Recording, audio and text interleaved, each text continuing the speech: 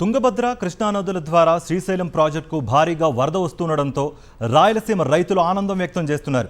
అయితే దేవుడు వరమిచ్చిన పూజారి కరుణించడం లేదు అన్న విధంగా ఉంది జలవనరుల శాఖ అధికారుల తీరు. శ్రీశైలం జలాశయానికి 854 అడుగుల నీరు 3 రోజుల క్రితమే చేరుకుంది. అయితే అధికారులు వెంటనే రాయలసీమ రైతులకు త్రాగునీరు అందించాల్సి ఉండగా తీవ్ర జాప్యం చేశారు.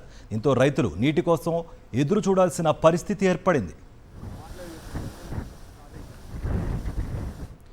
మరింత సమాచారం తుంగభద్ర డ్యాం నుంచి మా ప్రతినిధి మధుసూదన్ అందిస్తారు.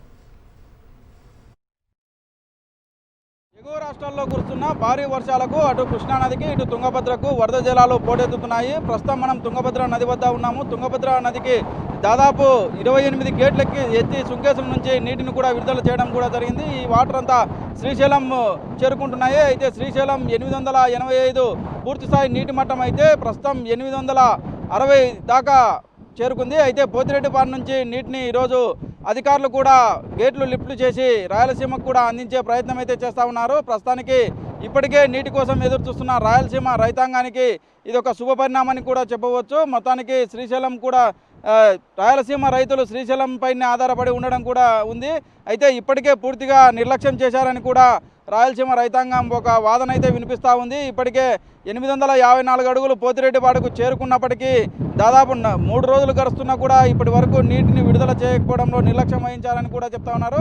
అదేవిధంగా శ్రీశైలం డ్యామ్కు సంబంధించి విద్యుత్ ఉత్పత్తి కూడా నిరంతరం కొనసాగుతూనే ఉంది. దాదాపు 50,000 క్యూసెక్కులు విద్యుత్ ఉత్పత్తి కూడా ఇరు రాష్ట్రాలు కొనసాగిస్తూనే ఉన్నారు. ఈ విద్యుత్ ఉత్పత్తి వలన కూడా రాయలసీమ రైతులకు ఒకంత అన్యాయం జరిగే అవకాశం ఉంది. రాయలసీమ రైతుల ప్రాజెక్టులు ఏవి నిండకపోయినప్పటికీ కూడా ఇప్పటికే విద్యుత్ ఉత్పత్తి కోసం నీటిని వినియోగం కూడా చేస్తున్నారు. దీనికి సాగునీటి సాధన సమితి సభ్యులు కూడా ఒక విజ్ఞప్తి కూడా చేస్తున్నారు ప్రభుత్వానికి.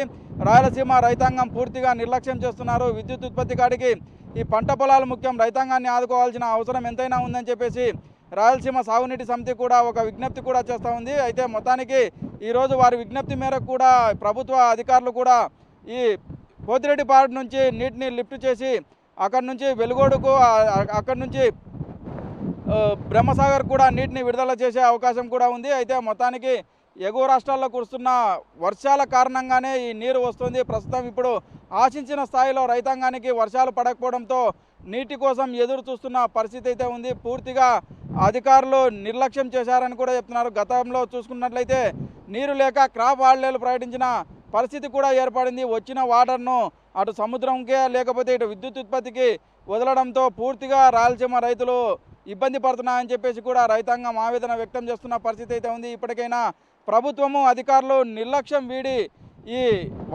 వచ్చిన వాటర్ను జాగ్రత్తగా ట్యాంకులకు ఫుల్ఫిల్ చేసి రైతాంగాన్ని ఆదుకోవాల్సిన అవసరం ఎంతైనా ఉంది. చూసుకున్నట్లయితే తుంగభద్రకు సుంకేసుల నుంచి 28 గేట్ల ద్వారా కూడా నీటిని విడుదల చేస్తూ ఈ కిందికైతే వదలడం కూడా జరిగింది. ఇవి శ్రీశైలానికి చేరుకుంటున్నాయి. ఇదే ఫ్లోగిన కొనసాగితే మరో 2-3 రోజుల్లో శ్రీశైలం పూర్తిస్థాయి నీటి మట్టానికి వచ్చే అవకాశం ఉందని కూడా అధికారులు చెప్తున్నారు. అయితే ఎప్పటికప్పుడు ఇటు తుంగభద్ర డ్యామ్ అధికారులు కానీ అటు కృష్ణా డ్యామ్ అధికారులు కానీ ఇన్ఫ్లో అవుట్ఫ్లో బేరీజ్ చేసుకుంటున్నారు. ఈరోజు పోతిరెడ్డిపాడు నుంచి నీటిని కూడా విడుదల చేస్తున్నారు. మొత్తానికి ఈ ఇన్ఫ్లో అవుట్ఫ్లోను బేరీజ్ చేసుకొని ఎంత నీరు నిల్వ ఉంటుంది, ఎంత కిందికి వెళ్తుందని కూడా అంచనాలు వేస్తున్న పరిస్థితి అయితే ఉంది. ఇదే ప్రస్తుతం తుంగభద్ర డ్యామ్ నుంచి ఇక్కడి పరిస్థితి. వీడియో జర్నలిస్ట్ చంద్రశేఖర్తో మధు, సాక్షి టీవీ, కర్నూలు.